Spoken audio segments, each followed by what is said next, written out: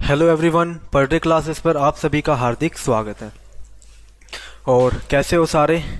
उम्मीद करता हूँ सारे एकदम बढ़िया होंगे और सबकी तैयारी बिल्कुल अच्छे से चल रही होगी। ठीक है, तो कल हमने स्टार्ट किया था चैप्टर नंबर 6 ट्राइंगल्स और क्लास 10th एनसीईआरटी। ठीक है, तो कुछ बेसिक चीज़ें हमने कल बात की थी, बेसिक कंसेप्ट के बारे में कि सिमिलरिटी और कॉन्ग्रुएंसी में क्या फ़र्क होता है, वो हमने कल डिस्कस कर लिया था। ठीक है, काफ़ी एग्जांपल्स के थ्रू भी मैंने आपको बता दिया था। फिर जो क्राइटेरिया हम यूज़ करेंगे सिमिलरिटी के लिए वो भी मैंने आपको बता दिया था। ठीक है, कि किस क्राइटेरिया के बेस पर हम सिमिलर और नॉन सिमिलर प्रूफ करेंगे। तो आज हम वहीं से कंटिन्यू करेंगे क्लास को। कुछ क्वेश्चन हमारे रह गए थे 6.1 के। फर्स्ट क्वेश्चन हमने कर लिया था फिल इन द ब्लैंक्स का, इसको पहले एक बार कंप्लीट करते हैं, फिर हम चलते हैं एक्सरसाइज 6.2 के इंट्रोडक्शन की तरफ। ठीक है, ठीक है, उसके बाद देखेंगे आगे क्या क्या, काफ़ी सारी नई चीज़ें सीखने को मिलेगी। बस टाइम टू टाइम, मैंने पहले दिन ही बताया था, इस चैप्टर को, कोई भी चैप्टर हो बट इसको भी जरूर रिवाइज जरूर करते चलना। ठीक है, वरना लास्ट में काफ़ी बर्डन आप अपने सर के ऊपर ले आओगे। ठीक है, पहले ही बता रहा हूँ, इस चैप्टर को साथ के साथ जितना अच्छे से करा रहा हूँ उतने अच्छे से ही रिवाइज करते चलो, प्रैक्टिस करो टाइम टू टाइम। कोई डाउट है मुझे बताओ, मैं हूँ आपके लिए यहाँ पे। ठीक है, कोई भी दिक्कत हो तो बताओ। ठीक है, अब चलते हैं आगे। तो हमारे पास क्वेश्चन है, give 2 different examples of pair of similar figures. तो सिमिलर फिगर्स का एग्जाम्पल देना है तो सबसे पहला एग्जाम्पल क्या दोगे? कोई भी सर्कल दे दो, एक सर्कल ये और एक सर्कल ये। आपस में क्या है, सिमिलर होंगे या नहीं होंगे? सिमिलर होंगे, क्योंकि शेप क्या है, बिल्कुल सेम है। ठीक है, यहाँ पे एंगल और कॉरस्पॉन्डिंग साइड का क्राइटेरिया हम यूज नहीं कर रहे, नॉर्मल फिगर की बात कर रहे हैं हम यहाँ पे। ठीक है, क्योंकि फिगर्स की बात की। सेकंड, एक और एग्जाम्पल अगर देना चाहो तो किसका दोगे? कोई 2 इक्विलेटरल ट्राइंगल ले लो। कल भी हमने पढ़ा था, अगर कोई 2 इक्विलेटरल ट्राइंगल हैं वो हमेशा आपस में क्या होंगे? सिमिलर होंगे ही होंगे। ठीक है, यहां पे लिख देना इक्विलेटरल ट्राइंगल्स। ठीक है, यहां पे क्या लिखोगे? Equilateral triangles. तो ये आपस में क्या होंगे? 2 सर्कल्स हमेशा क्या होंगे? आपस में सिमिलर होंगे। 2 इक्विलेटरल ट्राइंगल्स हमेशा क्या होंगे? सिमिलर होंगे। ठीक है, 2 स्क्वायर ऑफ सेम साइज हमेशा क्या होंगे? सिमिलर होंगे। ठीक है, अब बात करते हैं यहाँ पे नॉन सिमिलर फिगर्स के एग्जाम्पल की। तो नॉन सिमिलर फिगर तो कुछ भी हो सकता है। नॉन सिमिलर फिगर कौन कौन से होंगे? एक ट्राइंगल ले लो, एक रेक्टेंगल ले लो, या स्क्वायर ले लो। आपस में क्या होंगे? कभी भी सिमिलर नहीं हो सकते। एक मान लो ट्रेपेजियम ले लो, और एक मान लो कुछ भी स्क्वायर ले लो। ये भी आपस में क्या होंगे? हमेशा नॉन सिमिलर ही होंगे। ठीक है, तो ये कोई भी 2 एग्जांपल आप खुद की तरफ से भी दे सकते हो, काफी इजी चीज है। कुछ भी example, circle square, circle triangle, ये सारे क्या होंगे? आपस में नॉन सिमिलर। बट ये देखना है नॉन सिमिलर में हमें क्या देखना है? शेप सेम नहीं होनी चाहिए। बस मेन चीज ये है, क्योंकि कंडीशन मेन यही है सिमिलरिटी की, कि उनकी जो शेप है वो सेम होनी चाहिए। अगर शेप ही सेम नहीं है तो सिमिलर तो कैसे भी नहीं हो सकते। जैसे यहाँ पे शेप सेम, शेप सेम। ठीक है, तो ये आपका क्वेश्चन नंबर 2 था। चलते हैं नेक्स्ट क्वेश्चन की तरफ। नेक्स्ट क्वेश्चन क्या कह रहा है? State whether the following quadrilaterals are similar और नॉट। हमसे ये पूछा गया है कि ये बताओ कि फॉलोइंग क्वाड्रिलेटरल्स, 2 क्वाड्रिलेटरल्स आपको गिवन है, क्या ये सिमिलर हैं या नहीं, ये आपसे पूछा गया है। तो सिमिलर आप यहां से पूछा गया, आपसे डायरेक्टली देख के नहीं पूछा गया है। क्यों? क्योंकि एंगल्स भी गिवन है, साइड की लेंथ भी गिवन है आपको। तो आप कौन सा क्राइटेरिया यूज करोगे? जो हमने कल पढ़ा था। क्राइटेरिया क्या कहता है? एक बार क्राइटेरिया आपको याद करवा दूं। क्राइटेरिया क्या कहता है? 2 ट्राइंगल्स आर सिमिलर। ट्राइंगल्स जरूरी नहीं है, कोई भी polygons of same side are similar if their corresponding angles are equal and their corresponding sides are in the same ratio. ठीक है, अगर इनके कॉरस्पॉन्डिंग एंगल्स इक्वल है और उनके कॉरस्पॉन्डिंग साइड्स का रेशियो क्या है? सेम है, तो वो ट्राइंगल्स या फिर पॉलीगन्स आपस में क्या होंगे? सिमिलर होंगे। ठीक है, तो वही चीज़ हमें यहाँ पे चेक करनी है। अब सबसे पहले चेक करेंगे तो क्या चेक करेंगे, एंगल्स चेक करते हैं, ठीक है। तो एंगल्स आप देख सकते हो, कोई भी एंगल ले लो। सबसे पहले मैंने क्या बताया था, उस एंगल को उठाओ जो इक्वल हो 90 90 90 90, चारों ही 90 है, कोई भी उठा सकते हैं। बस यहां पे ढूंढना पड़ेगा 90 कौन सा है। क्या कोई भी एंगल 90 डिग्री का है? क्या कोई भी एंगल 90 डिग्री आपको गिवन है? मतलब अगर गिवन होता तो क्या गिवन होता है, ऐसा आपको साइन गिवन होता 90 डिग्री का। देखो 90 डिग्री जब भी गिवन होता है तो ऐसे गिवन होता है हमेशा 90 डिग्री, ठीक है। बट यहां पे कोई भी ऐसा एंगल नहीं है जो 90 डिग्री आपको गिवन है, ठीक है। तो मतलब कि ये चीज तो शुरू में ही फेल हो गई कि इसके कोरोस्पोंडिंग एंगल्स आपस में कभी भी बराबर नहीं हो सकते, क्योंकि कोरोस्पोंडिंग एंगल्स कौन सा बनाओगे, ना ये एंगल इसके इक्वल, ना ये एंगल किसी एंगल, मतलब कोई एंगल ऐसा है ही नहीं। ये तो सारे 90 डिग्री हैं, इनमें एक एंगल भी ऐसा नहीं है जो 90 डिग्री हो। अगर एक भी 90 डिग्री हो तो हम चेक करते, बट कोई एंगल 90 डिग्री है ही नहीं, तो कोरोस्पोंडिंग एंगल्स आपस में बराबर हो ही नहीं सकते। तो इस केस में सेकंड प्रॉपर्टी देखने का तो मतलब ही नहीं है, बट फिर भी अगर चेक करना चाहो तो चेक कर लो। हमने पहले साइड ले ली 1.5 SR, ठीक है, 1.5 SR, और इसके कोरोस्पोंडिंग हमने साइड ले ली कौन सी, CD, 1.5 डिवाइड बाई 3। तो इसका पॉइंट से कैंसिल कितना, 1/2। पहले ये साइड ली तो इसके क्लॉकवाइज चलेंगे, और इसके क्लॉकवाइज कौन सी साइड, इसकी QR और उसकी BC। तो QR की लेंथ कितनी है 1.5, उसकी भी 3, मतलब 1/2। नेक्स्ट इसके क्लॉकवाइज चलेंगे और इसके क्लॉकवाइज, तो यहां से कौन सी आ गई PQ, पहले इसकी लिख रहे हैं फिर इसकी लिख रहे हैं हम, तो सेकंड में AB। PQ की लेंथ कितनी है 1.5 और इसकी 3, ये भी सेम कितना 1.1/2। नेक्स्ट इसके कॉरस्पॉन्डिंग PS और इसके कॉरस्पॉन्डिंग AD, इसकी लेंथ कितनी है 1.5 और इसकी 3, मतलब 1/2। अब कॉरस्पॉन्डिंग साइड्स का रेशियो तो इक्वल आ गया, बट कॉरस्पॉन्डिंग एंगल्स इसके इक्वल नहीं है। इसी वजह से ये जो दो क्वाड्रिलेटरल आपको गिवन है ये आपस में सिमिलर नहीं होंगे। तो रीजन क्या दोगे, since their corresponding angles are not equal therefore this two quadrilaterals are not similar. ये आपको लिखने की भी जरूरत नहीं है, ये तो मैंने आपको मेनली दिखाया है बस कि इसके कॉरस्पॉन्डिंग साइड्स का रेशियो तो इक्वल है, बट कॉरस्पॉन्डिंग एंगल्स इसके इक्वल नहीं है, ठीक है। तो यही चीज लिखनी है आपको इसमें कि इसके जो कॉरस्पॉन्डिंग एंगल्स है, since their corresponding angles are not equal but their corresponding sides are equal. मतलब ये चीज मत लिखो आप, नॉर्मली यही लिखोगे since their corresponding angles are not equal therefore this quadrilaterals are not similar, बस बात खत्म, ठीक है।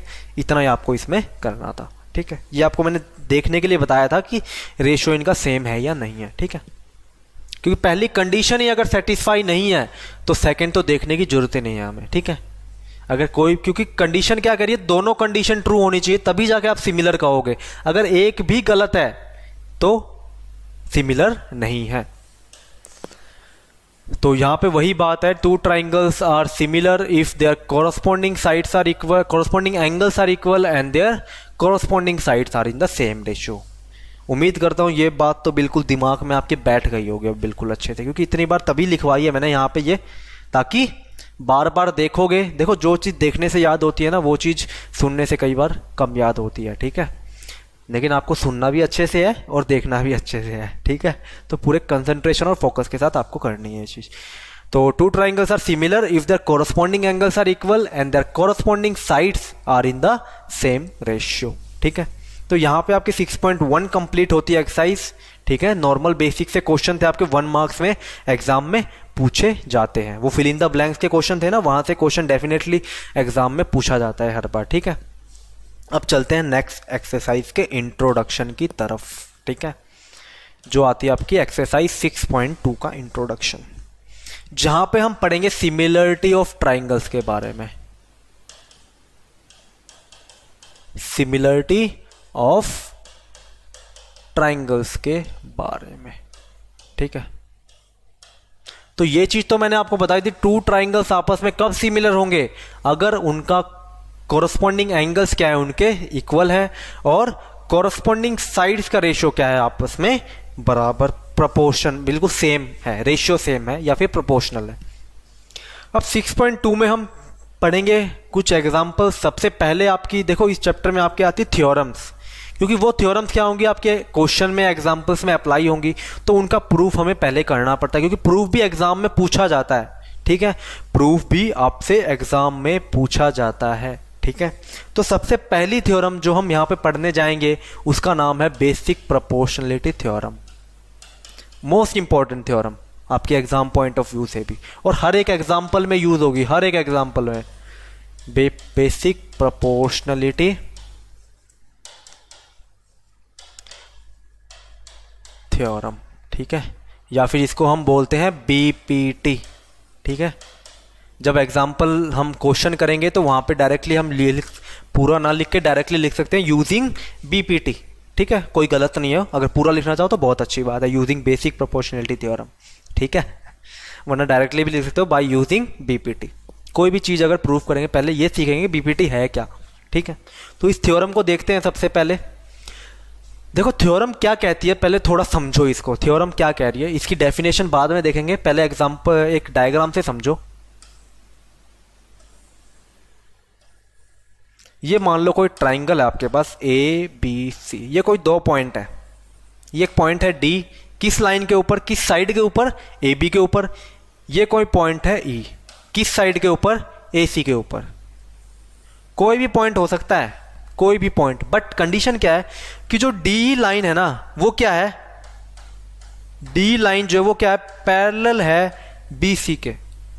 जो डी लाइन है वो क्या है, पैरेलल है किस लाइन के, किस साइड के, बी सी के। जरूरी नहीं है कि ये ऐसे हो सकता है ये लाइन ऐसे हो और ये किसके पैरेलल हो जाएगी, ए सी के। हो सकता है ये ऐसे हो, तीनों कंडीशन दिखा देता हूं मैं आपको। ये ट्राइंगल था ए बी सी, वो दो पॉइंट हो सकते हैं आपके यहां पे हो, ये आपका डी पॉइंट हो, ये आपका ई पॉइंट हो, इनको ज्वाइन करेंगे तो ये साइड किसके पैरेलल हो गई, ए बी के। और ये भी हो सकता है कि वो दो पॉइंट आपके यहां पे हो, यहां पे डी हो और यहां पे ई हो, तो यहां पे किसके पैरेलल हो गए, ए सी के पैरेलल, मतलब कि D parallel to A C, यहां पे D parallel to B C और यहां पे D parallel to A B. ठीक है, कोई भी केस, मतलब कंडीशन क्या है कि कोई एक ऐसी लाइन होगी जो क्या होगी, पैरेलल होगी थर्ड साइड के, एक ऐसी लाइन होगी जो पैरेलल होगी थर्ड साइड से। तो बीपीटी क्या कहती है, अगर ऐसा है कि कोई एक ऐसी लाइन है जो थर्ड साइड के पैरेलल है, तो वो जो लाइन होगी दो अदर दो साइड को इक्वल रेशियो में डिवाइड करेगी। इसका मतलब क्या है, अगर ये लाइन है ये इसके पैरेलल है तो अदर टू साइड कौन सी बच गई ट्राइंगल की, ये साइड और ये साइड। ये लाइन इन दोनों साइड को क्या करेगी, इक्वल रेशियो में डिवाइड करेगी। मतलब कि AD डिवाइड बाई DB किसके बराबर होगा, AE डिवाइड बाई EC के बराबर होगा। ये आपकी कहती है बेसिक प्रोपोर्शनलिटी थ्योरम, कि अगर कोई लाइन अगर पैरेलल है थर्ड साइड के, अगर कोई लाइन पैरेलल है थर्ड साइड के, तो वो लाइन अदर टू साइड्स को इक्वल रेशियो में डिवाइड करेगी। मतलब AD अपॉन में DB का जो रेशियो होगा, AD अपॉन में DB का जो रेशियो होगा वही रेशियो किसका होगा, AE अपॉन में EC का होगा। ठीक है, मतलब कि इस लाइन को क्या कर दिया, इस लाइन ने इस लाइन को क्या कर दिया, इक्वल रेशियो में डिवाइड कर दिया। सेम इसी तरह इस पॉइंट, इस लाइन की वजह से इस पॉइंट ने क्या कर दिया, इस साइड को इक्वल रेशियो में डिवाइड कर दिया। मतलब कि कंक्लूजन क्या आएगा आपके पास, AD by DB, AD divide by DB का रेशियो जो वैल्यू आएगी, ये रेशियो ही है ना, रेशियो का मतलब क्या होता है, अनुपात है ना। और AE अपॉन में EC, AE अपॉन में EC किसके बराबर आएगा आपका, इसका जो रेशियो आएगा वो आपस में क्या आएगा, बराबर आएगा। अनुपात ही कहते हैं ना रेशियो को, बाकी मैं श्योर नहीं हूं पूरा इसके बारे में। ठीक है, तो AD अपॉन में DB, AD अपॉन में DB का जो रेशियो होगा AE अपॉन में EC के रेशियो के बराबर होगा। ठीक है, हमेशा रेशियो क्या होगा, आपस में बराबर होगा। AD बाई DB हमेशा किसके बराबर, मतलब कि जो पैरेलल साइड है जिसके पैरेलल है उसको छोड़ के जो दो साइड बच गई, जो दो पॉइंट है उसकी दो साइड, मतलब AD डिवाइड बाई DB किसके बराबर होगी, AE डिवाइड बाई EC के बराबर होगी हमेशा। इसी तरह यहाँ पे क्या होगा, अगर ये लाइन इसके पैरेलल है, इस ED किसके पैरेलल है, AB के पैरेलल है, तो मतलब CE डिवाइड बाई EA किसके बराबर होगा, CD डिवाइड बाई DB के बराबर होगा। ठीक है, सेम इसी तरह यहाँ पे अगर DE पैरेलल है AC के, तो इस केस में BD डिवाइड बाई DA किसके बराबर होगा, BE डिवाइड बाई EC के बराबर होगा। ये आपकी कहती है बेसिक प्रोपोर्शनलिटी थ्योरम। ठीक है, काफी इंपॉर्टेंट थ्योरम है, एग्जाम पॉइंट ऑफ व्यू से भी हर एक एग्जाम्पल और क्वेश्चन में यूज होगी। आपकी 6.2 कंप्लीटली इसी के ऊपर बेस्ड है, पूरी 6.2। अगर ये समझ में आ गई आपको, ये समझ लो 6.2 खत्म बिल्कुल अच्छे से। इसकी कन्वर्स भी है, कन्वर्स अपोजिट है। कन्वर्स क्या कहता है, अगर ये कंडीशन आपको गिवन है तो इसका मतलब क्या है, ये लाइन इसके पैरेलल है, बिल्कुल सेम। यहां पे कंडीशन क्या गिवन है, अगर DE पैरेलल है BC के तो ये कंडीशन होगी, ये चीज आपके लिए ट्रू होगी। बट अगर ये चीज आपको गिवन है तो आपको कन्वर्स में क्या प्रूफ करना होगी, जो DE लाइन है ना वो इसके पैरेलल है, आप ये प्रूफ करो। और BPT क्या कहती है, अगर ये लाइन इसके पैरेलल है तो प्रूव करो कि ये इसका रेशियो इसके बराबर होगा। ठीक है, वही चीज हम पढ़ेंगे हम BPT की थ्योरम के अंदर। जो पहली 6.1 थ्योरम है वो आपकी कौन सी है, बेसिक प्रोपोर्शनलिटी थ्योरम है। ठीक है, वो आपकी बेसिक प्रोपोर्शनलिटी थ्योरम है। ठीक है, तो थ्योरम की स्टेटमेंट क्या है यहाँ पे, ये आपकी बेसिक प्रोपोर्शनलिटी थ्योरम ही है जो आपकी थ्योरम 6.1 है। तो यहाँ पे क्या गिवन है, स्टेटमेंट भी आपको याद करनी है, क्या पता एग्जाम में डायरेक्टली पूछ ले प्रूव बेसिक प्रोपोर्शनलिटी थ्योरम। ठीक है, वरना स्टेटमेंट से भी आपको एग्जाम में दिया जा सकता है क्वेश्चन। ठीक है, दोनों याद होनी चाहिए। क्या कहती है statement, if a line is drawn parallel to one side of a triangle, if a line is drawn parallel to one side of a triangle to intersect the other two sides in distinct point, then the other two sides are divided in the same ratio। ठीक है, यही चीज मैंने आपको अभी बताई थी। अगर ये कोई ट्राइंगल है आपके पास, ठीक है, ये आपके पास क्या है, कोई ट्राइंगल है,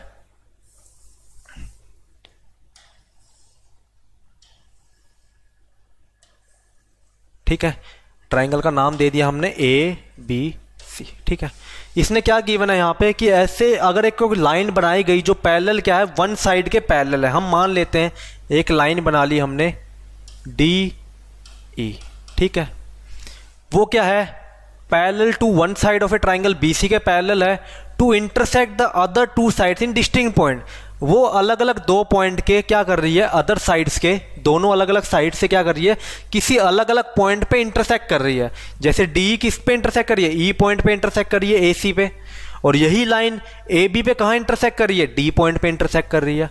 then the other two sides, जो दो साइड बच गई आपकी कौन सी, AB और AC, are divided in the same ratio, आपस में क्या होंगी, सेम रेशियो में डिवाइड होंगी।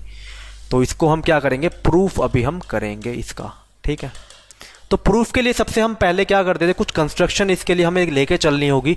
सबसे पहले हम गिवन लिख लेते हैं कि क्या चीज हमें गिवन है। गिवन हमें यह है कि जो DE लाइन है वो क्या है, पैरेलल है BC के। ठीक है, जो DE लाइन है वो क्या है, पैरेलल है BC के, ये चीज हमें गिवन है। और कुछ चीज हमारे पास यहाँ पे गिवन नहीं है।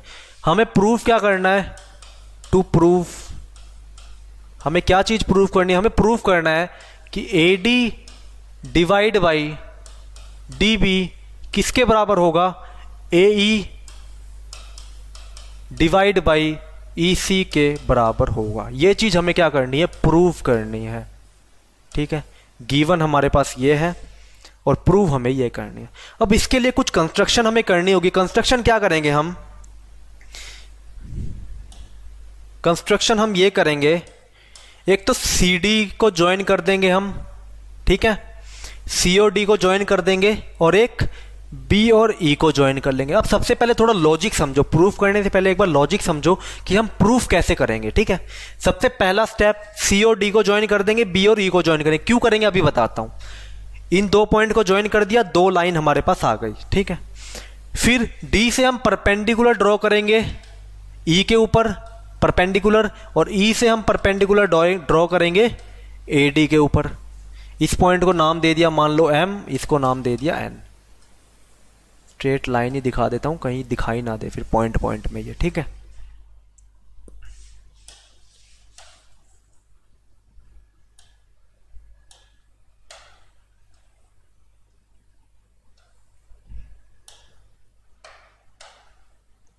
इस पे हमने क्या कर दिया, परपेंडिकुलर ड्रॉ कर दिया, और सेम परपेंडिकुलर हमने यहां पे भी ड्रॉ कर दिया, और इस पॉइंट को नाम दे दिया एम और इसको दे दिया हमने एन, ठीक है। समझ में आ गया। अब हम क्या करेंगे यहां पे, सबसे पहले हम क्या करेंगे, अब यहां पे हमने क्या किया, सी डी को ज्वाइन कर दिया और बी ई को ज्वाइन कर दिया। यहां पे हमने ई से परपेंडिकुलर ड्रॉ कर दिया एन के ऊपर, और यहां से डी से परपेंडिकुलर ड्रॉ कर दिया एम के ऊपर।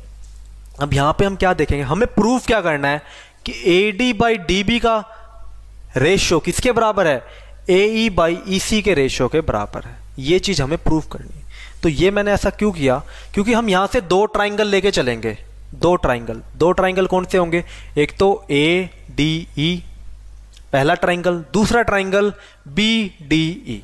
ये दो ट्राइंगल हम लेके चलेंगे, दोनों ट्राइंगल का हम एरिया फाइंड आउट करेंगे। एरिया क्या होता है, half into base into height.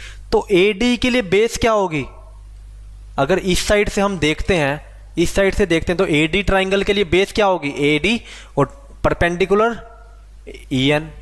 Same इसी तरह एरिया ऑफ ए डी ये भी हो सकता है, अगर मैं इस साइड से देखूं तो बेस क्या होगा ए ई, परपेंडिकुलर क्या होगी डी एम। मतलब दो तरीके के एरिया आपके पास होंगे ए डी के, ठीक है।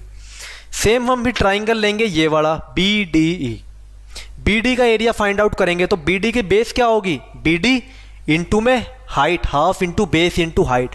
तो हाइट कितनी होगी, हाइट ई एन ही होगी।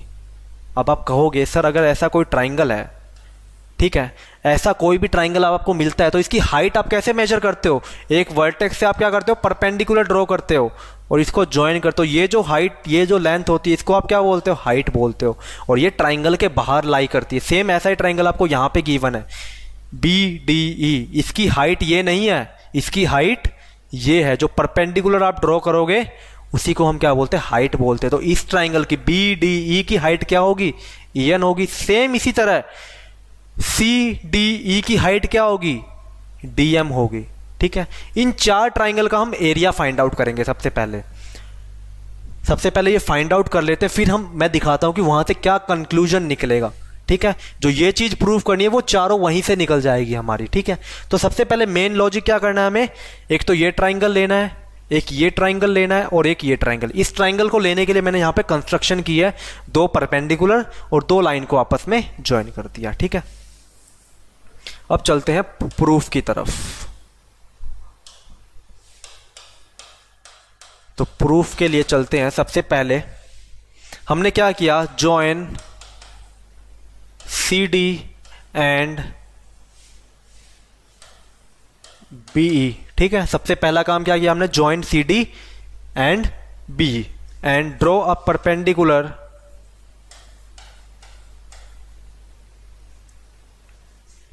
एंड ड्रॉ, सबसे परपेंडिकुलर कौन सा ड्रॉ किया, D M, draw D M perpendicular to A and second कौन सा है, E N perpendicular to A D, ठीक है। ये चीज हमने खुद की तरफ से ड्रॉ की है। सी डी और बी को ज्वाइन कर दिया सबसे पहले, और सेकंड में डी एम परपेंडिकुलर ड्रॉ किया हमने ए डी के ऊपर, और ई एन परपेंडिकुलर ड्रॉ किया है हमने ए डी के ऊपर, डीएम ड्रॉ किया हमने ए ई के ऊपर, हाँ डीएम ड्रॉ किया हमने ए ई के ऊपर, ठीक है। अब एरिया ऑफ ट्राइंगल निकालेंगे हम। Area of triangle A D ई, ठीक है। Area of triangle A D किसके बराबर आएगा हमारे पास, हाफ इंटू में बेस इंटू में हाइट, इसी के बराबर आएगा। हाफ इंटू में बेस इंटू में हाइट। हाफ बेस की वैल्यू कितनी, अगर हम इस साइड से देखते हैं ट्राइंगल को, अगर इस साइड से देखते हैं तो बेस क्या आएगा इसका, ए डी, और हाइट कितनी आएगी, परपेंडिकुलर ई एन, ठीक है। ये आपके पास आ गई equation number 1, half into A D into E N. ठीक है, अब सेम दोबारा से फिर से निकालते हैं एरिया ऑफ, अब एरिया ऑफ नेक्स्ट निकाल लेते हैं हम बी डी ई का एरिया। ठीक है, तो एरिया ऑफ बी डी किसके बराबर आएगा, बेस इंटू में हाइट। बेस कितनी है बी डी और हाइट कितनी है ई एन। ठीक है,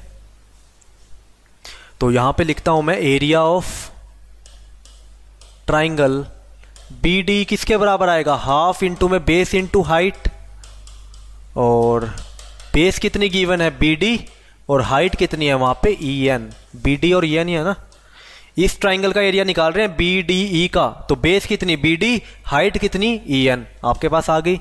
ये आ गया आपके पास सेकंड नंबर इक्वेशन। अब दोबारा से area of triangle A D हम फाइंड आउट करेंगे। Area of triangle A D ई किसके बराबर होगा, हाफ इंटू में बेस इंटू में हाइट, और हाफ इंटू में, अब बेस कितनी होगी, पहले हमने फाइंड आउट किया था इस डायरेक्शन से, अब हम देखते हैं इस डायरेक्शन से चेक करते हैं। इस डायरेक्शन से अगर हम देख रहे हैं तो बेस कौन सी होगी ए ई, और हाइट क्या होगी डी एम, क्योंकि दोनों परपेंडिकुलर, ये भी परपेंडिकुलर ये भी परपेंडिकुलर, तो दोनों हाइट होंगी। बेस क्या होगा कि इस केस में ए ई और हाइट क्या होगी डी एम, तो एरिया ऑफ ए डी कितना आएगा ए ई इंटू में डी एम, ए ई इंटू में डी एम। ये आपके पास आ गई थर्ड नंबर इक्वेशन। और लास्ट में हम एरिया किसका निकालेंगे, area of D E C का। तो area of D E C किसके बराबर आएगा, बेस इंटू में हाइट। हाइट कौन सी होगी, इसका परपेंडिकुलर, जो ये ट्राइंगल है इस यहां से वर्टेक्स से परपेंडिकुलर ड्रॉ करेंगे तो वो क्या होगी, इसकी हाइट होगी। तो कितनी आएगी डी एम, और बेस कितना है ई सी। ट्राइंगल कौन सा है, डी ई सी। तो area of triangle D E C किसके बराबर आएगा, हाफ इंटू में बेस इंटू में हाइट। तो ये किसके बराबर आ गया, हाफ इंटू में ई सी, हाफ इंटू में ई सी इंटू में डी एम, हाफ इंटू में ई सी इंटू में डी एम। ये आ गया आपके पास इक्वेशन नंबर 4। ठीक है, ये आपके पास क्या आ गई, इक्वेशन नंबर 4 आ गई। अब 4 इक्वेशन हमारे पास आ गई, पहली ए डी बी डी की, फिर ए डी की डी सी की। अब ये देखो ए डी यहाँ पे इसकी तरफ बी डी है, एक बार ए डी और इसकी तरफ डी सी भी। हम क्या करेंगे, दोनों का रेशियो लेंगे, ए डी का रेशियो बी डी के साथ, और दोबारा से ए डी का रेशियो डी सी के साथ। जो इस साइड वाली साइड है उसका इस साइड वाली साइड का इस साइड। ठीक है, तो area of A D short में लिख रहा हूं अब मैं यहाँ पे, area of triangle A D E divide by area of triangle B D E, क्योंकि ये सेम साइड के हैं, लेफ्ट साइड की साइड ली हमने। कितना आएगा, हाफ से हाफ कैंसल, चलो लिख लेता हूं पूरा, हाफ इंटू में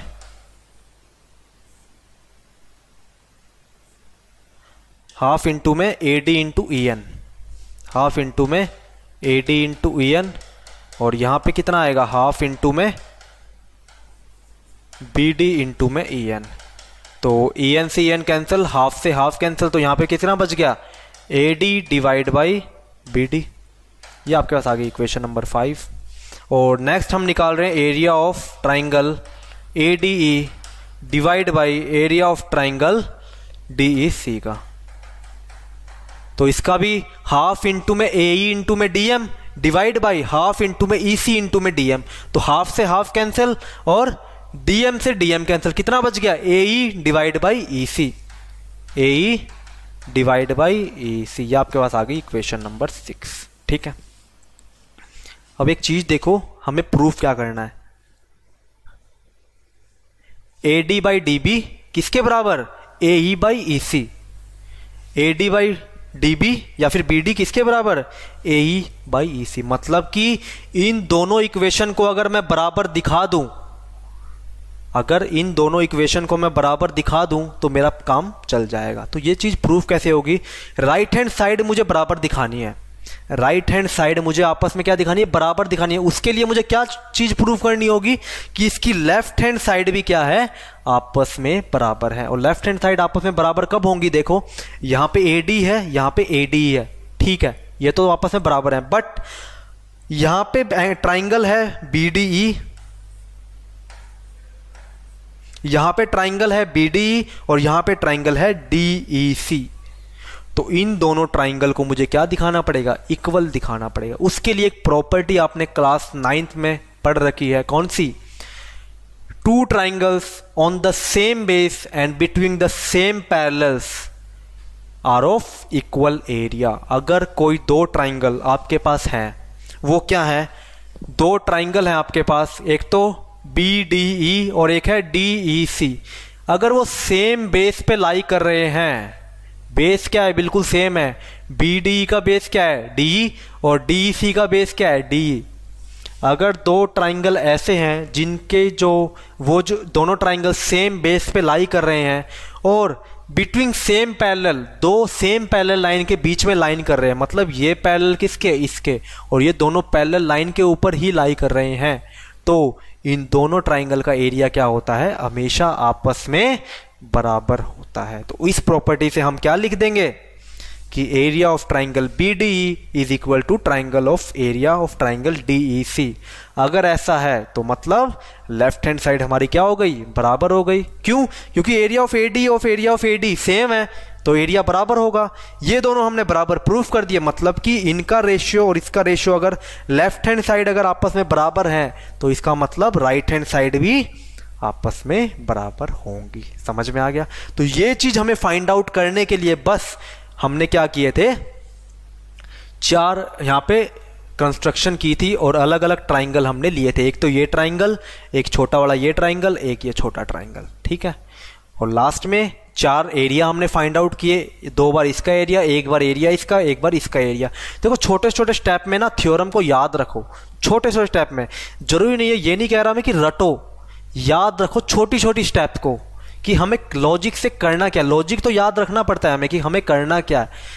एक एरिया ये लेंगे, इसका एरिया हमें दो बार लेना है, एक ट्राइंगल ये, एक ट्राइंगल ये। हमें क्या करना है, दोनों का रेशियो फाइंड आउट करना है। क्यों, क्योंकि हमें पता था आखिरी में, अब आपको भी ये चीज़ पता चल जाएगी हमने क्यों किया, ताकि हमारे पास ये रेशियो आ जाए। और फिर हम प्रॉपर्टी से क्या लिख देंगे, सिंस, यहां पे लिख देता हूं मैं, सिंस ट्राइंगल यही है ना, एक तो BDE और DEC, तो ट्राइंगल BDE और triangle DEC, since triangle BDE and triangle DEC are on the same base, and between the same parallels, therefore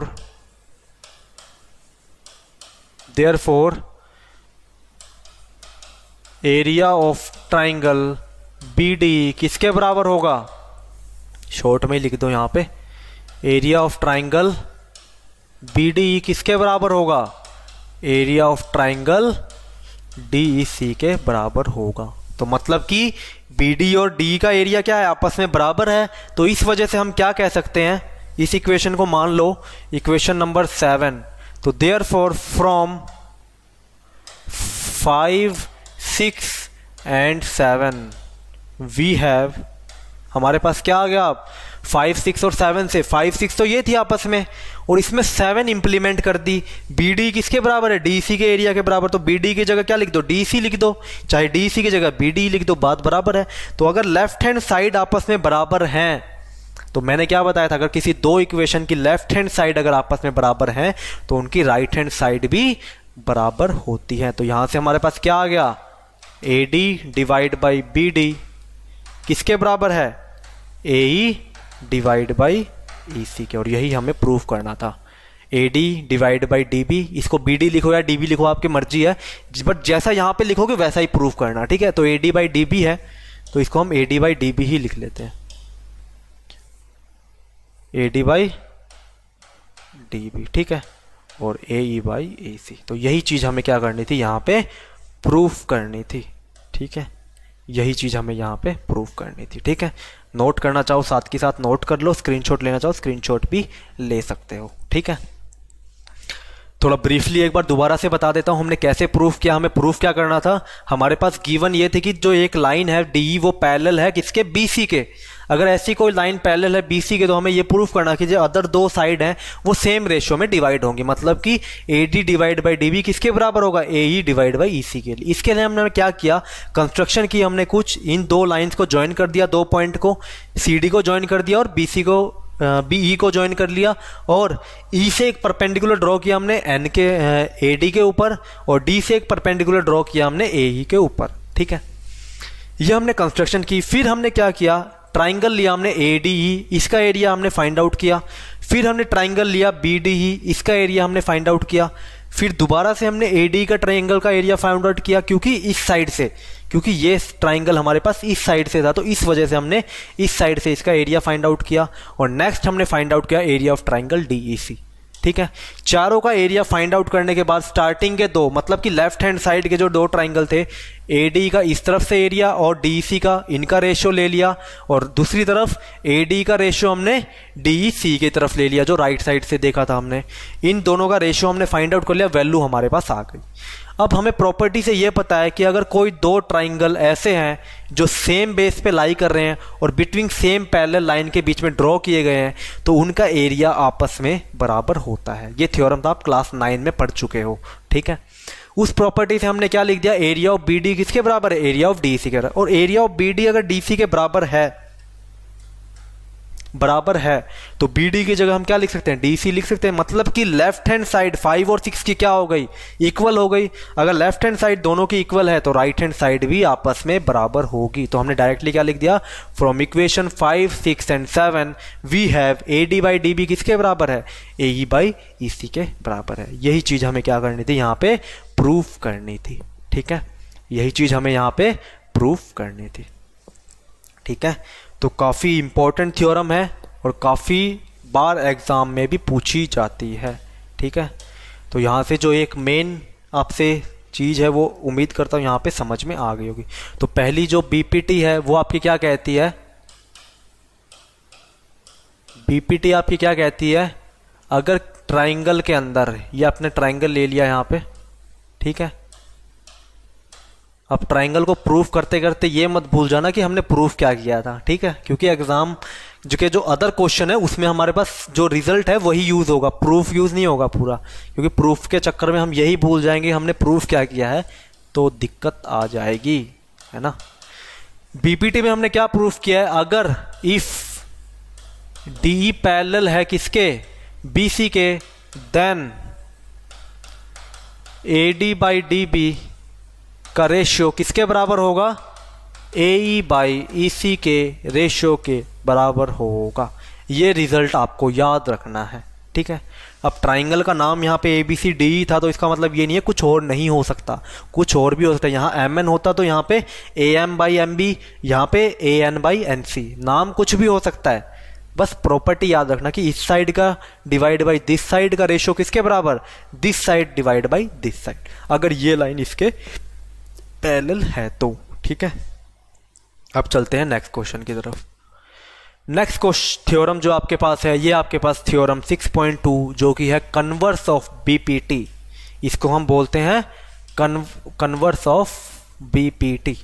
ठीक है, इसको हम बोलते हैं converse of BPT, converse of basic proportionality theorem. ये क्या कहती है, if a line divides any two sides of a triangle in the same ratio, अगर कोई एक ऐसी लाइन है जो अदर टू साइड्स को, ट्राइंगल के अदर टू साइड को सेम रेशियो में डिवाइड करती है, तो प्रूफ ये करना है कि the line is parallel to the third side. तो वो जो लाइन है वो थर्ड साइड के क्या है, पैरेलल है। ये चीज हमें प्रूफ करनी है। तो मान लो यहाँ पे कोई ट्राइंगल गिवन है, ठीक है, ये हमारे पास ट्राइंगल गिवन है ABC, ठीक है, ये हमने यहाँ पे लाइन मान ली कोई DE, ठीक है, ठीक है, ये हमने कोई लाइन मान ली DE, बट ये गिवन नहीं है कि DE पैरेलल है। अब की बार ये गिवन नहीं है आपको, अब की बार ये गिवन है कि जो अदर टू साइड का रेशियो है वो सेम है। ठीक है, जो अदर टू साइड का जो रेशियो है वो क्या है, आपको सेम गिवन है। अब यहाँ पे बीपीटी, कन्वर्स ऑफ बीपीटी क्या कह रही है, अगर एक लाइन है वो अदर टू साइड्स को सेम रेशियो में डिवाइड कर रही है, मतलब कि अगर ये लाइन है ये अदर टू साइड्स को सेम रेशियो में डिवाइड कर रही है, मतलब A D by D B किसके बराबर है, ए ई बाई ई सी के बराबर है। ये चीज गिवन है आपकी बार आपको, तो आपको ये प्रूफ करना है जो लाइन है वो क्या है, पैरेलल है थर्ड साइड के, मतलब कि डी क्या है, पैरेलल है बी सी के। ये चीज आपको क्या करनी है, प्रूफ करनी है। ठीक है, तो कैसे प्रूफ करेंगे, लॉजिक एक बार बता दूं मैं आपको कैसे प्रूफ करेंगे।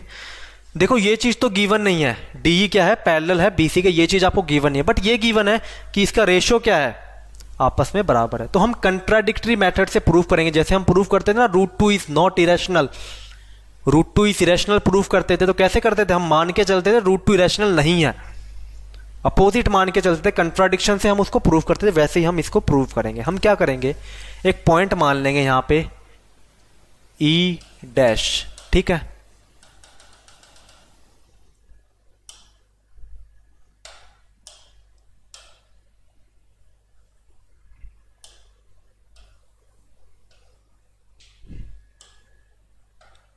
एक लाइन मान लो, ये मान ली मैंने, ठीक है। अब ये तो आपको भी दिख रही है ये पैरेलल नहीं है बीसी के, जो डी ई डैश है वो पैरेलल नहीं है बीसी के, ठीक है। लेकिन हम मान के चलेंगे कि जो डी डैश है ना वो पैरेलल है बीसी के। कहोगे सर ऐसे कैसे मान रहे हो, तो दिख नहीं रही है, हमें दिख रही है ये पैरेलल नहीं है। बट कंट्राडिक्शन मेथड यही कहता है कि आप क्या करोगे, मान के चलो और प्रूफ कर दो कि ये लाइन इसके पैरेलल नहीं है, या फिर ये प्रूफ कर दो ई और ई डैश जो पॉइंट है वो सेम ही पॉइंट है, वो अलग अलग नहीं है, वो एक ही बात है। कि आप इसको जिसको ई डैश कह रहे हो ना वो ई डैश नहीं है, वो ई ही है, ठीक है। इस तरीके से हम इसको प्रूफ करेंगे। तो प्रूफ कैसे करेंगे, देखो ये पैरेलल हमें गिवन नहीं है, बट ये चीज हमें गिवन है। पहले लिख लेता हूं मैं जो चीज गिवन है आपको। गिवन क्या है आपको, A D by D B का रेशियो किसके बराबर है, ए ई बाई ई सी के रेशियो के बराबर है, ठीक है। प्रूफ क्या करना है, जो आपकी डी ई लाइन है वो क्या है, पैरेलल है बी सी के, ठीक है। ये चीज हमें प्रूफ करनी है, जो आपकी डी ई लाइन है वो क्या है, पैरेलल है बी सी के, पैरेलल है, ठीक है। A D by D B किसके बराबर, ए ई बाई ई सी के बराबर है रेशियो, ये चीज हमें गिवन है, ये चीज प्रूफ करनी है, सॉरी। तो मतलब कि हमें ये तो गिवन नहीं है कि डी जो है वो पैरेलल है बीसी के, बट कोई बात नहीं पैरेलल है तो हम मान के चलेंगे ये पैरेलल नहीं है भाई। हमने मान लिया, ठीक है भाई तुम कह रहे हो ना ये हमें पैरेलल प्रूफ करनी है, मैंने ये मान लिया कि डी जो है वो पैरेलल नहीं है बीसी के, ठीक है। बट ये चीज मुझे गिवन है तो पहले मैं ये लिखूंगा, फिर मैं ये मानूंगा कि ठीक है भाई तुम ये कह रहे हो ना कि डी पैरेलल नहीं है बीसी के, तो मैंने ये मान लिया, एक लाइन बनाई मैंने डी ई डैश, एक पॉइंट ले लिया मैंने ए सी के ऊपर ई डैश, डी डैश जो लाइन है वो पैरेलल मान ली मैंने बीसी के, ये मैंने अपनी तरफ से मानी है कि जो डी डैश है वो बीसी के क्या है, पैरेलल है। यहां पे अप्लाई करेंगे हम बीपीटी। बीपीटी कहां पे अप्लाई होती है, अगर कोई लाइन थर्ड साइड के क्या हो, पैरेलल हो, तो वो लाइन अदर टू साइड्स को सेम रेशियो में डिवाइड करेगी। तो वहां से भी आपके पास एक इक्वेशन क्या आएगी, यहां पे लॉजिक में थोड़ा बता दूं, ये चीज आपको गिवन थी, A D by D B किसके बराबर है, ए ई बाई ई सी के।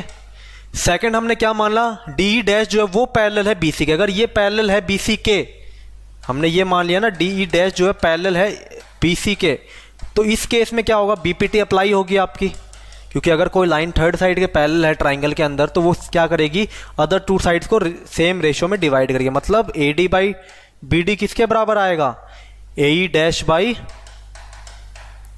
ई डैश सी के बराबर आएगा। अब एक बात बताओ, लेफ्ट हैंड साइड के बराबर है, तो राइट हैंड साइड भी राइट हैंड साइड के बराबर होनी चाहिए, क्योंकि ये दोनों बराबर हैं तो ये भी तो बराबर होंगी।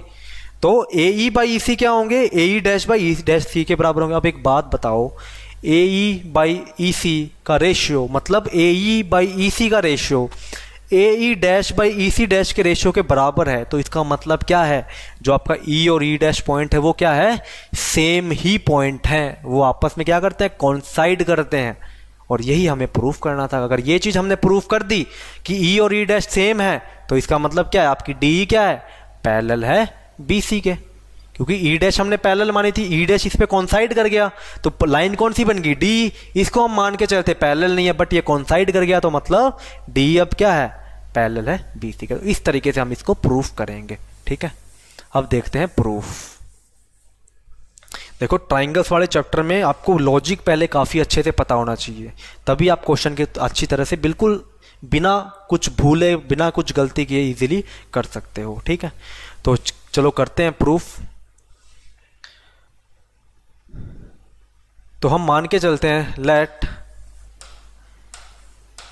DE is not parallel to BC। ठीक है, ये हम मान के चलें let DE is not parallel to BC। So let us consider a point E dash on AC such that, किस तरीके से कंसीडर किया है, जो आपका DE डैश है such that DE dash is parallel to BC। ठीक है, तो DE डैश अगर पैरेलल है BC के, अगर एक सेकंड के लिए आप इस लाइन को भूल जाते हो, इस लाइन को अगर एक सेकंड के लिए आप भूल जाते हो, ठीक है, बिल्कुल थोड़ी देर के लिए अगर इस लाइन को आप भूल जाते हो, तो यहां पे क्या होगा, DE डैश जो है वो क्या है, पैरेलल है BC के। अगर DE डैश पैरेलल है BC के तो आप क्या अप्लाई कर सकते हो, बेसिक प्रोपोर्शनलिटी थ्योरम BPT। उससे हम क्या लिख सकते हैं, AD बाई DB का रेशियो किसके बराबर, AE dash by E dash C के बराबर होगा। ठीक है, Therefore AD बाई DB किसके बराबर होगा, AE dash by E dash C के बराबर होगा। इसको इक्वेशन सेकंड, इक्वेशन नंबर 1 देते हैं हम इसको, जो हमारे पास गिवन है। AD बाई DB किसके बराबर है, AE बाई EC के बराबर। अब ये हमने लिखा कैसे है वो चीज हमें मेंशन करनी पड़ेगी, यूजिंग BPT। ठीक है, यूजिंग बेसिक प्रोपोर्शनलिटी थ्योरम। ठीक है, AD बाई DB किसके बराबर, AE dash by E dash C के बराबर। अब एक बात बताओ, इक्वेशन नंबर 1 क्या कह रही है, एक बार मैं यहां पे लिख देता हूं इक्वेशन नंबर 1 क्या कह रही है। इक्वेशन नंबर 1 क्या थी, AD बाई DB का रेशियो किसके बराबर है, AE बाई EC के रेशियो के बराबर है। ये चीज आपको इक्वेशन नंबर 1 में गिवन है, मैंने दोबारा इसलिए लिखी है ताकि आपको पीछे ना देखना पड़े। ठीक है, यहां पे मैं जो चीज समझाना चाहता हूं वो समझ जाओ। AD बाई DC का रेशियो किसके बराबर है, AE dash by E dash C के बराबर है। और सेम इक्वेशन नंबर 1 क्या कह रही है, जो आपको गिवन है कि AD बाई DB का रेशियो किसके बराबर है, AE बाई EC के बराबर है। तो मतलब कि अगर लेफ्ट हैंड साइड आपस में बराबर हैं, तो राइट हैंड साइड और राइट हैंड साइड क्या होंगी, आपस में बराबर होंगी। तो यहां से मैं क्या लिख सकता हूं, from 1 and 2 we have AE by EC किसके बराबर है, AE dash by E dash C के बराबर है। ठीक है, AE बाई EC किसके बराबर है, AE dash by E dash C के बराबर। इसको प्रूफ अभी भी हम ये नहीं लिखेंगे कि जरूरी नहीं है कि E और E डैश बराबर हो, बट यहां से भी हमें पता चल जाता है कि E और E डैश क्या है, बराबर है, कॉन्साइड कर रहे हैं। क्यों, AE बाई EC का रेशियो और AE dash by E dash C का रेशियो क्या है, आपस में बराबर है। तो इसका मतलब क्या होगा, 3 पॉइंट तो आपस में बराबर ही हैं, 2 पॉइंट A और C, बच गया E, तो इसका मतलब ये बराबर, ये भी क्या होंगे, आपस में बराबर ही होंगे। ठीक है, बट हम क्या करेंगे, दोनों तरफ 1 ऐड कर देते हैं। क्यों ऐड किया अभी बताता हूं, एडिंग 1 टू बोथ साइड्स। ठीक है, दोनों साइड में हमने 1 ऐड कर दिया, तो दोनों साइड अगर 1 ऐड करेंगे, AE बाई EC प्लस में 1, जब भी LCM को हमें न्यूमरेटर में लेके आना होता है तब हम 1 ऐड करते हैं। जब भी हम LCM को या डिनोमिनेटर को हमें न्यूमरेटर में ऐड करना होता है तभी हम +1 से दोनों तरफ ऐड करते हैं। तो यहां से LCM लेंगे तो कितना आएगा, EC, और यहां पे क्या आ गया, AE प्लस में EC। सेम इसी तरह यहां पे LCM क्या आ गया, E डैश C, और यहां पे क्या आ गया, AE डैश प्लस में E डैश C। अब एक बात बताओ, AE प्लस EC किसके बराबर है, AE प्लस में EC किसके बराबर है, AC के बराबर है, AC के बराबर है। और AE dash plus E dash C ए ई डैश प्लस में ई डैश सी किसके बराबर है, ये भी ए सी के बराबर है। इसका मतलब क्या है, ए ई प्लस में ई सी किसके बराबर, ए सी के बराबर। A E dash plus E dash C किसके बराबर, ए सी के बराबर। मतलब कि ई और ई डैश क्या है, आपस में कॉन्साइड करते हैं। मतलब कि भैया ये अलग अलग पॉइंट नहीं है आपके, ये एक ही पॉइंट है, ठीक है। ये आपके क्या है, एक ही पॉइंट है। तो यहां पे हम क्या लिखेंगे, therefore E and E dash must coincides, ठीक है, मस्ट कॉन्साइड्स, आपस में क्या कर रहे हैं, कॉन्साइड कर रहे हैं। Therefore our supposition is wrong. But ये लिखने की जरूरत नहीं है आपको कि आवर सपोजिशन रॉन्ग है, क्योंकि हमने ये मान के चले थे मेनली कि मान लेते हैं डी पैरेलल नहीं है, बट ये हमने पैरेलल मानी है D dash parallel to B C. But हमें ये पता चल गया जो ई डैश पॉइंट है आपका वो क्या है, ई के साथ कॉन्साइड कर रहा है। तो मतलब कि ई डैश और ई पॉइंट क्या है, सेम है। और डी डैश हमने पैरेलल माना था बी सी, तो हम क्या लिख सकते हैं, डी ई भी पैरेलल है बी सी से। हम डायरेक्टली यहां से भी लिख सकते हैं therefore D E is parallel to B C. D जो है क्या है, आपसे पैरेलल होगी किसके, बीसी के पैरेलल होगी। और यही चीज हमें क्या करनी थी, यहां पे प्रूफ करनी थी, ठीक है। ये आपकी थ्योरम है कन्वर्स ऑफ बीपीटी की, और पहली जो थ्योरम थी वो है आपकी बीपीटी की। दोनों थ्योरम एग्जाम में डेफिनेटली 100% आपसे कोई ना एक, या तो ये या पिछली वाली एग्जाम में डेफिनेटली पूछी ही जाती है, ठीक है। तो ये दोनों थ्योरम अच्छे से जाके रिवाइज कर लेना, अच्छे से पढ़ लेना, इनको खुद हाथ से प्रैक्टिस कर लेना पूरी लिख के। फिर भी अगर कोई डाउट हो तो कमेंट करके बता देना। आज के लिए इतना ही, लेकिन इसके कुछ एग्जाम्पल्स हैं वो हम कल से स्टार्ट करेंगे। तो आज के लिए इतना ही, थैंक यू।